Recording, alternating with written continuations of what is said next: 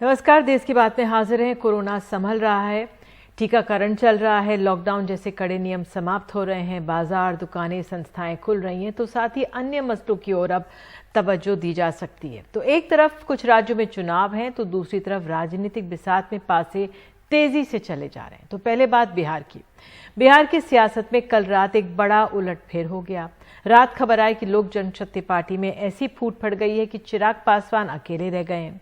उनके चाचा पशुपति कुमार पारस समेत 5 सांसदों ने लोकसभा अध्यक्ष को चिट्ठी लिख पशुपति पारस को संसदीय दल के नेता बनाने की अपील की।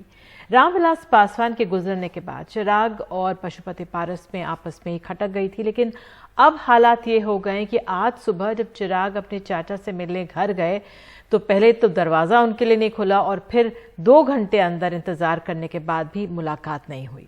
कहा जा रहा है कि ये सब नीतीश कुमार के इशारों पर हो रहा है। एक ये राजनीतिक बदला लिया जा रहा है। पहले एक रिपोर्ट देखते हैं।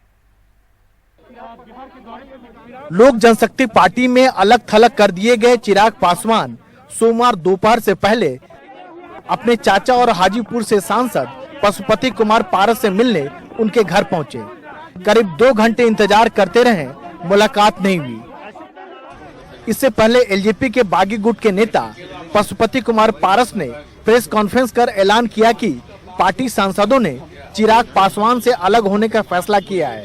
हमारी पार्टी है, हमारी पार्टी रहेगी। लोक जनशक्ति पार्टी को किसी को मरवा नहीं है। लोक जनशक्ति पार्टी का संगठन पूरे देश में है और बिहार में हमारा संगठन काफी मजबूत है। हमारा संगठन था, है और भविष्य में रहेगा। चिराग पासवान जी हमारे परिवार के, हमारे भतीजा भी है, हमारे पार्टी के राष्ट्रीय अध्यक्ष भी अभी तक हैं।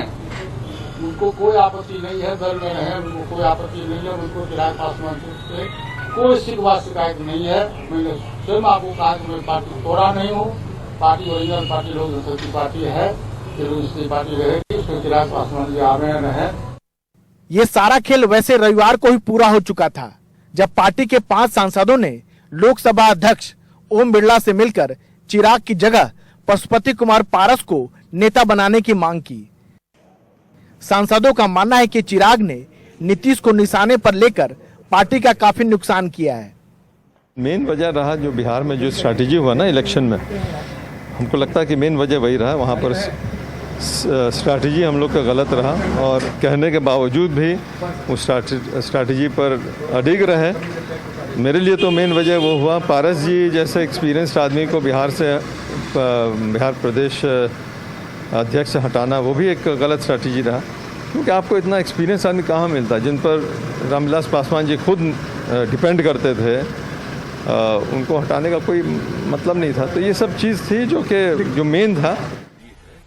जानकार मान रहे हैं कि इस टूट के पीछे जेडीयू का हाथ है। हालांकि जेडीयू इसे लोजपा का अंदरूनी मामला बता रही है। तो इसके पीछे जेडीयू का कोई हाथ नहीं है? नहीं, कोई हाथ नहीं। हम लोग एनडीए के साथ रह के चुनाव लड़ना चाहते हैं, बिहार में काम करना चाहते हैं एनडीए के साथ। मतलब सेंटर में भी, स्टेट में भी नीतीश के साथ, जेडीयू के साथ रहना चाहते हैं? हाँ, हम लोग रहते हैं। हमारे आदरणीय प्रधानमंत्री हैं नरेंद्र मोदी जी हैं केंद्र में, बिहार में हमारे आदरणीय नीतीश कुमार जी हैं जो बिहार के मुख्यमंत्री हैं। फिर हम चाह रहे हैं कि हम लोग साथ रह के काम करें। नहीं, ये एलजेपी का आंतरिक मामला है।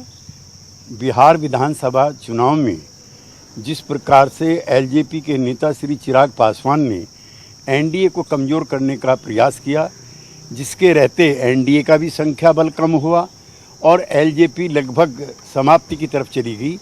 ये उससे उत्पन्न हुई निराशा है, कुंठा है और गुस्सा है। वैसे चिराग से अलग हुए गुट ने एनडीए के प्रति अपनी प्रतिबद्धता दिखाई है।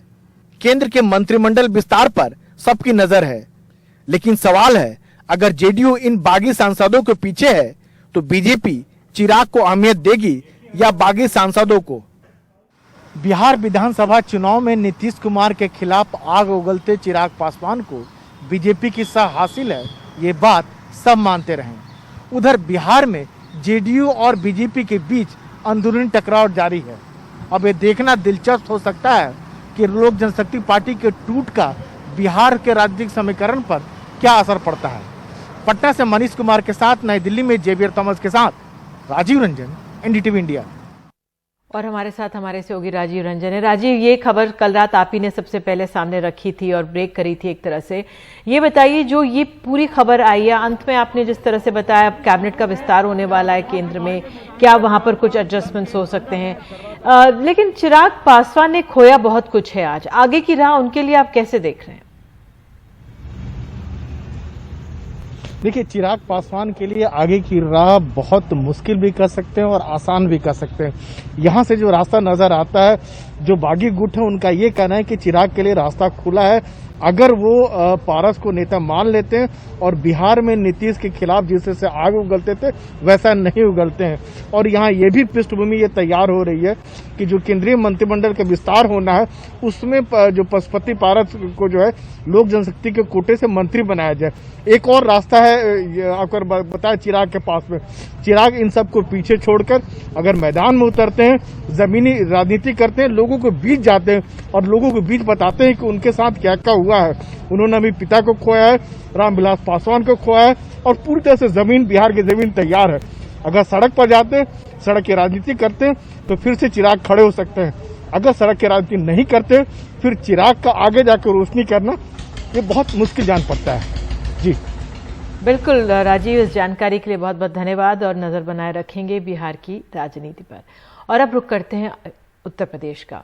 यहाँ पर कुछ ही महीनों में चुनाव होने वाले हैं। अयोध्या में राम जन्मभूमि ट्रस्ट पर राम मंदिर के लिए जमीन खरीदने में भारी भ्रष्टाचार का आरोप लगा है। आरोप है कि जो जमीन कुछ मिनटों के अंतराल में 2 करोड़ से 18.5 करोड़ में खरीदी बेची गई। और इस मामले पर जो ट्रस्टी हैं चंपत राय, उन्होंने कहा है कि हम इन आरोपों की चिंता नहीं करते। वहीं अयोध्या के मेयर ने आरोपों को राजनीति से प्रेरित बताया है।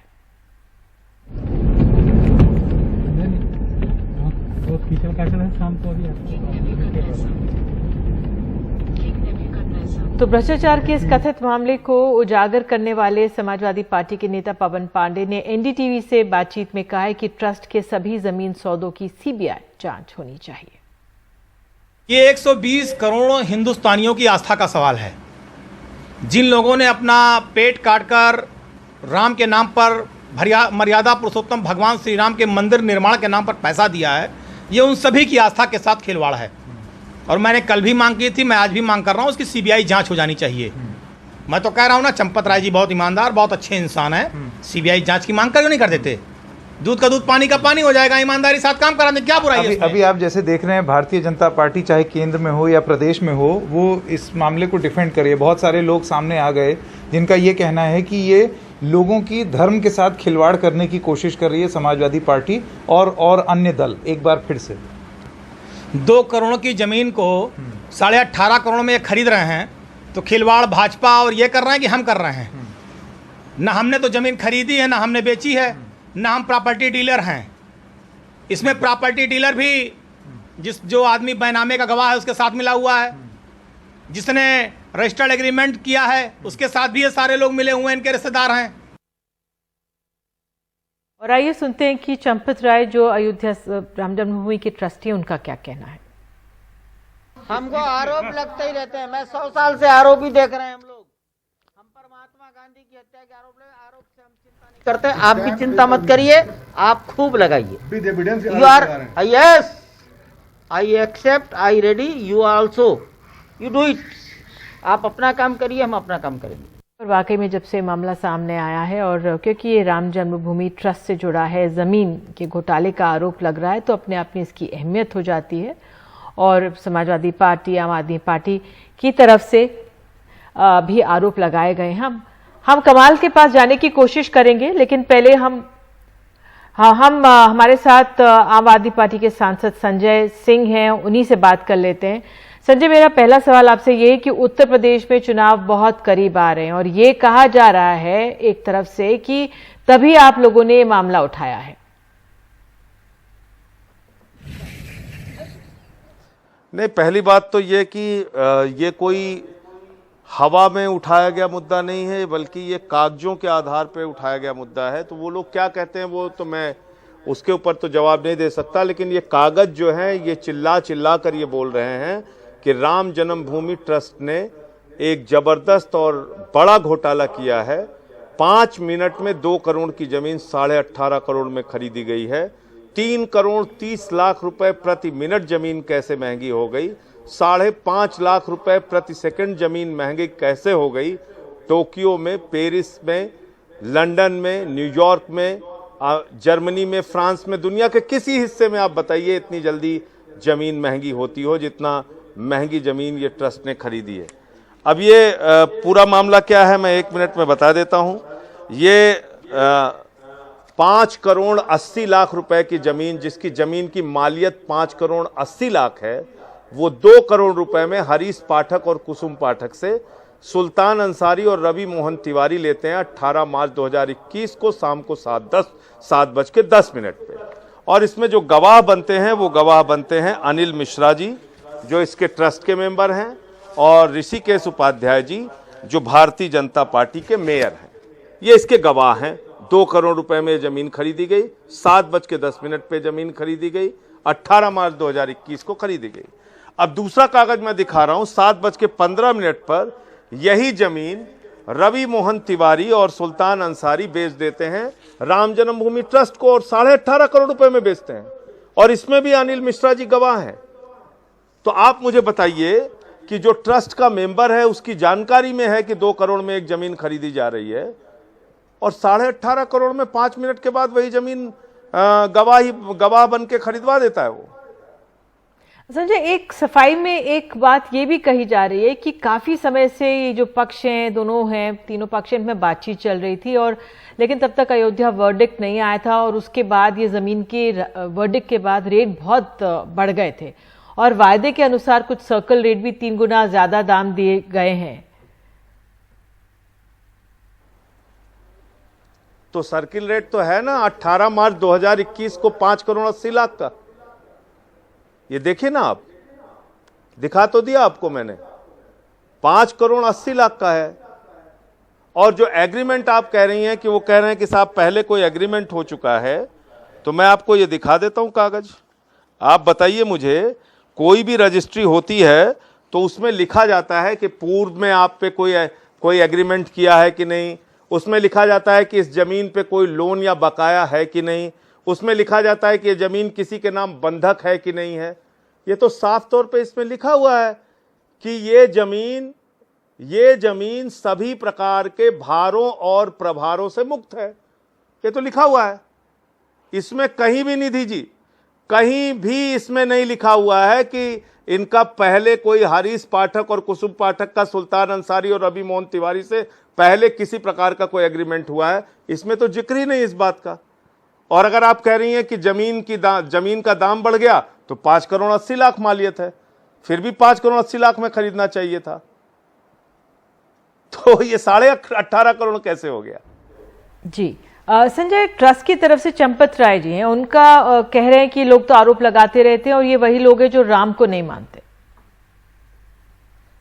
देखिए, इस देश के करोड़ों लोगों की प्रभु श्री राम में आस्था है, और मर्यादा पुरुषोत्तम राम के भव्य मंदिर बनने के लिए करोड़ों लोगों ने चंदा दिया। ये उनकी आस्था पे घोर आघात है, ये उनकी आस्था पे गहरी चोट है।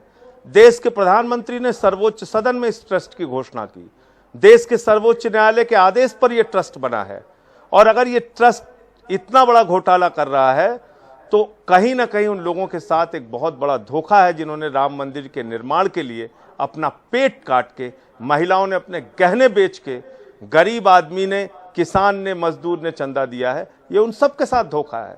तो प्रधानमंत्री जी को इसको सामने आके जवाब देना चाहिए। विधायकों ने, सांसदों ने, मंत्रियों ने, मुख्यमंत्रियों ने, भारतीय जनता पार्टी के तमाम नेताओं ने करोड़ों रुपए का चंदा जनता से वसूला है। उन सबको जवाब देना चाहिए इस मसले पे। ये तो खुला भ्रष्टाचार है ना, इसमें तो कहीं कोई संदेह नहीं है। कल यही भाजपा ही चिल्ला रहे थे कि ये कागज गलत है, ये कागज गलत है। जब चंपत राय जी ने मान लिया कि साहब नहीं कागज तो सही है लेकिन जमीन वहां महंगी है। अब जमीन अगर वहां कितनी भी महंगी हो जाए तो 5 करोड़ 80 लाख रुपए तो सर्किल रेट लिखा हुआ है। तो आपके ही एक मेंबर ने 2 करोड़ रुपए में वो जमीन खरीदवाई। तो दान पुण्य के पैसे में, चंदे के पैसे में 2 करोड़ का सामान आपको 1 करोड़ 90 लाख में खरीदना चाहिए, 1.25 करोड़ में खरीदना चाहिए। तो आपने तो 2 करोड़ का दाम जो है वो चंदा चोरी करके 18.5 करोड़ में खरीदा। ठीक है संजय जी, आरोप एक तरफ, लेकिन दूसरी तरफ इस मामले को अब आप लोग आगे लेके जाएंगे, अगर लेके जाएंगे आगे तो कैसे? देखिए, हम लोग इंतजार कर रहे हैं कि देश के प्रधानमंत्री जी इस पूरे मसले पर क्या जवाब देते हैं। उन्होंने सदन में इस ट्रस्ट की घोषणा की थी। सर्वोच्च न्यायालय इस मामले का किस प्रकार से संज्ञान लेता है और उसके बाद हम लोग आगे की रणनीति तैयार करेंगे। कमाल, आप सुबह से ही वहां पर हैं और ये पूरा मामला सामने आया है। राजनीति भी कहा जा रहा है हो रही है, लेकिन ये जमीन का एक तरह से घोटाला सा है सामने है। क्या आंकलन आपका?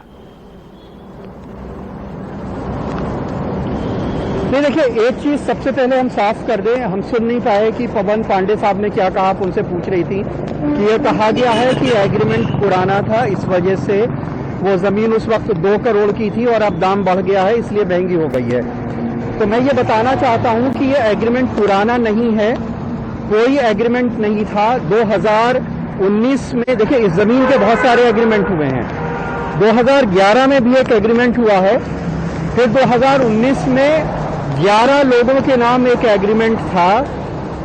उस एग्रीमेंट को मार्च की जिस तारीख को ये जमीन ट्रस्ट को लिखी गई है, उसी तारीख को वो एग्रीमेंट निरस्त करके नए सिरे से उसको रवि मोहन तिवारी और सुल्तान अंसारी को बेचा गया है।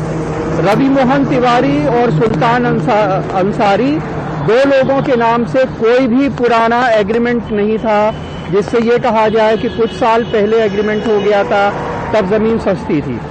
दूसरा इशू ये है कि वो जमीन कमर्शियल नहीं है, उसकी रजिस्ट्री में लिखा है कि ये एग्रीकल्चरल लैंड है, वहां पे बाग है, और रजिस्ट्री में ये भी लिखा है कि इससे 200 मीटर दूर और 500 मीटर दूर तक किसी भी तरह की व्यावसायिक गतिविधियां नहीं हो रही हैं। तो एक बाग की जमीन जहां कोई भी कमर्शियल एक्टिविटीज नहीं हो रही हैं, मान लीजिए कि हम थोड़ी देर के लिए अगर इस गलत तर्क को भी मान लें कि वो एग्रीमेंट 2019 का था, तो क्या 2 साल में कोई खेती की जमीन अयोध्या में 9 गुना महंगी हो गई है?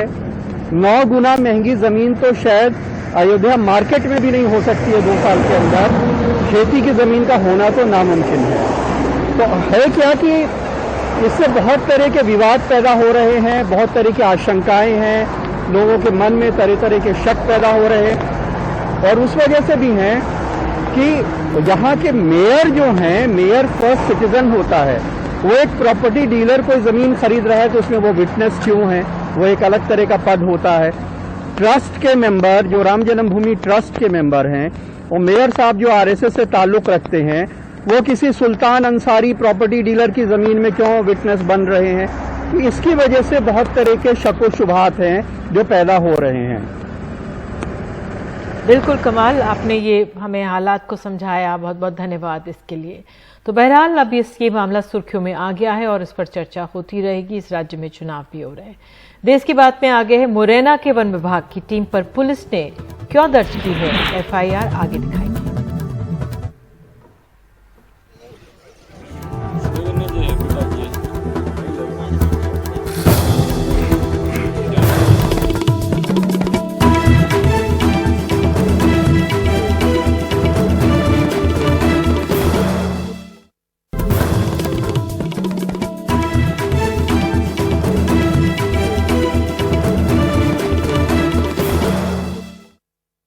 मध्य प्रदेश के मुरैना में पिछले हफ्ते वन विभाग के अमले पर रेत माफिया ने हमला किया था, लेकिन अब वन विभाग के अमले की फायरिंग में एक शख्स की कथित तौर पर मौत हो गई है।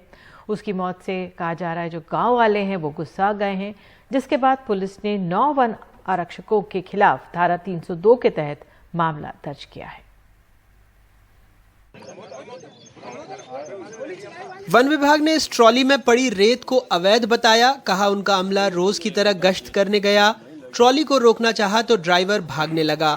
अमोलपुरा गांव में जा घुसा, टीम ने ड्राइवर को पकड़ा तो ग्रामीण आ गए, छीना झपटी की जिससे गोली चल गई। महावीर सिंह तोमर को गोली लगी, जबकि परिजनों का आरोप कुछ और है।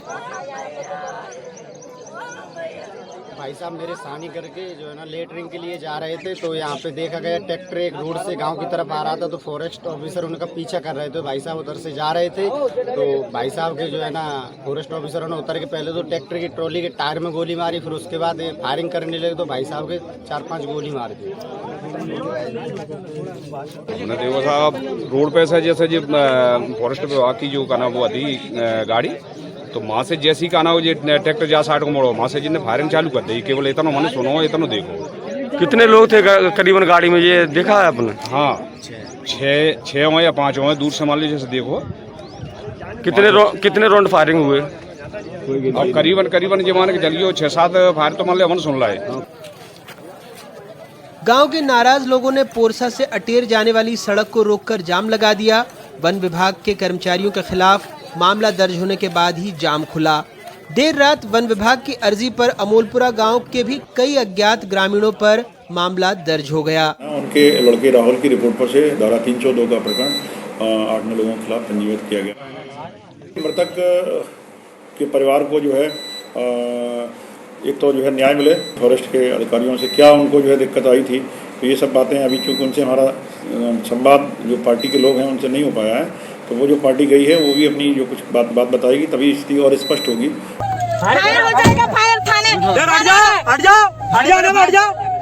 अभी पिछले हफ्ते वन विभाग के एसडीओ श्रद्धा पांढरे और एसएएफ की टीम गश्त पर थी। रास्ते में अवैध रेत से भरी ट्रैक्टर ट्रॉली दिखाई दी, टीम ने उसे जब्त कर लिया। एसडीओ श्रद्धा पांढरे ने देवगढ़ टीआई को फोन लगाकर ट्रैक्टर ट्रॉली जब्त करने की बात कही, लेकिन आरोप लगा कि फौरन मदद नहीं मिली। मैंने टीआई को भी फोन लगाया, टीआई ने कहा कि मैं यहाँ हूँ नहीं और मेरे पास स्टाफ यदि अवेलेबल होंगे तो मैं भेजूंगा। तुमने जानबूझ के ट्रैक्टर दिया, जानबूझ के नहीं। उल्टा रेत माफिया ने उनकी टीम को घेर लिया, लाठी डंडे भांजे फायरिंग की, जिससे उनकी टीम के सदस्य घायल हो गए। अरे खड़गपुर रह के जाना था, चिन्नौनी जाना था।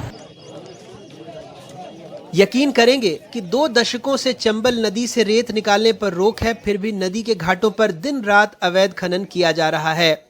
रेत माफिया से नेता, अधिकारी, कर्मचारियों की मिलीभगत के कारण चंबल से हर महीने लगभग 35 करोड़ रुपए से अधिक की रेत का अवैध कारोबार हो रहा है। मुरैना के ही करीब 15,000 परिवार सीधे इस अवैध कारोबार से जुड़े हुए हैं। 2012 में मुरैना के अवैध खनन वाले 96 स्थानों की सैटेलाइट इमेजरी तैयार कराई गई थी। हर 3 महीने में इसकी समीक्षा के निर्देश थे, बाद में कभी इसका उपयोग नहीं किया गया। हाईकोर्ट ने आदेश दिया था कि मुरैना जिला प्रशासन उन रास्तों को बंद करे जिनका उपयोग रेत के अवैध परिवहन में होता है। चंबल के घाटों पर जांच चौकियां बनाई जाएं। 2014 में हाईकोर्ट की सख्ती के बाद सरकार ने नेशनल हाईवे और रेत घाटों के आसपास एसएएफ की तैनाती कर दी, लेकिन इन जवानों को कुछ महीने बाद हटा लिया गया। चंबल की रेत इटावा, लखनऊ, आगरा, मथुरा, अलीगढ़ तक तकरीबन 2000 वाहनों से रोज पहुंचती है। जो रेत का हाईवा मध्य प्रदेश के ग्वालियर में 35,000 रुपए का मिलता है, यूपी में 50 से 75,000 रुपए तक का हो जाता है। एक अनुमान के मुताबिक भिंड, मुरैना और दतिया से हर महीने 500 करोड़ की रेत का उत्खनन परिवहन हो रहा है, जिसमें चंबल और सिंध का सीना छलनी किया जा रहा है। सरकारी नुकसान एक तरफ, चंबल में घड़ियाल, डॉल्फिन और प्रवासी पक्षियों के कुनबे को भी इस अवैध खनन से भयानक खतरा पैदा हो गया है। पिछले हफ्ते वन विभाग की जिस महिला अधिकारी श्रद्धा पांढरे पर हमला हुआ, उन्हें 6 पुलिसकर्मियों की सुरक्षा मिल गई है। अधिकारियों के साथ यही विडंबना है। अगर वो कार्रवाई नहीं करते तो असफल दिखते हैं, कार्रवाई करते हैं तो सत्ता उन्हें टिकने नहीं देती है। पिछले पुलिस कप्तान का मुरैना में ही 5 महीनों में ही तबादला हो गया। नए कप्तान आए हैं, बावजूद इसके अवैध रेत उत्खनन रोके नहीं रुक रहा। मुरैना से उपेंद्र गौतम और भोपाल से कैमरा पर्सन रिजवान खान के साथ अनुराग द्वारी, एनडीटीवी इंडिया।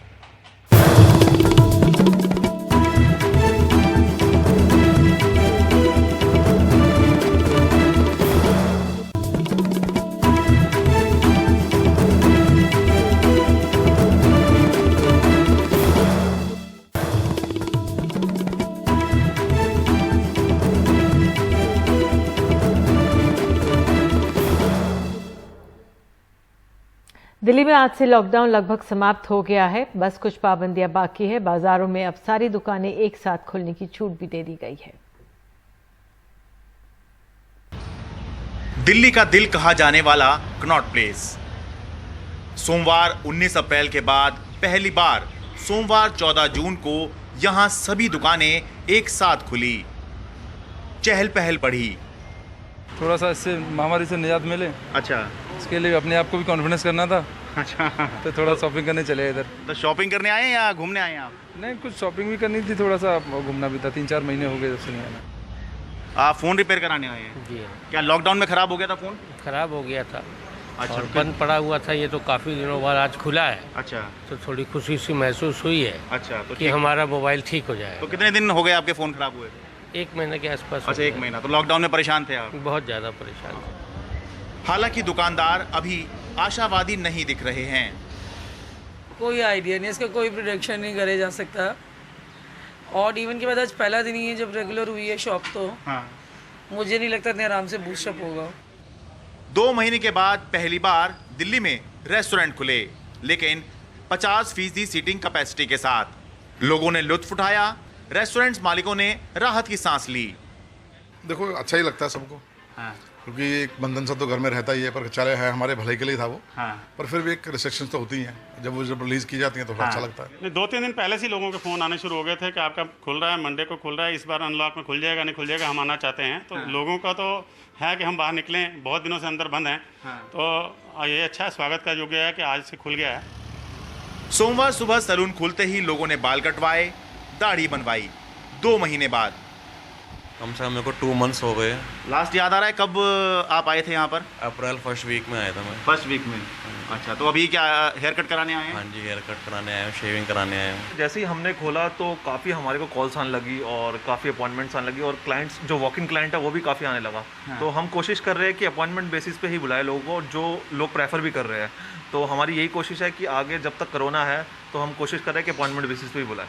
तो ये बहुत ज़रूरी इसलिए भी था कि जब दिल्ली के अंदर बाज़ार खोल दिए गए, जब दिल्ली के अंदर दफ्तर खोल दिए गए, तो जब दफ्तर और बाज़ार खोले हैं तो इंसान को ठीक ठाक तो दिखना ज़रूरी है। तो 2 महीने से जो लोग ठीक ठाक नहीं दिख पा रहे थे, तो उनके लिए एक सहूलियत अब हो गई है कि सैलून खुल गए हैं, तो अपने आप को ठीक ठाक आप करवा सकते हैं और ठीक ठाक करवा के अपने काम धंधे पर आप जा सकते हैं। कुल मिलाकर दिल्ली में लॉकडाउन अब नाम का रह गया है, लेकिन अगर लोगों ने कोरोना नियमों का पालन नहीं किया तो सख्ती होने में भी देर नहीं लगेगी। दिल्ली से शरद शर्मा, एनडीटीवी इंडिया।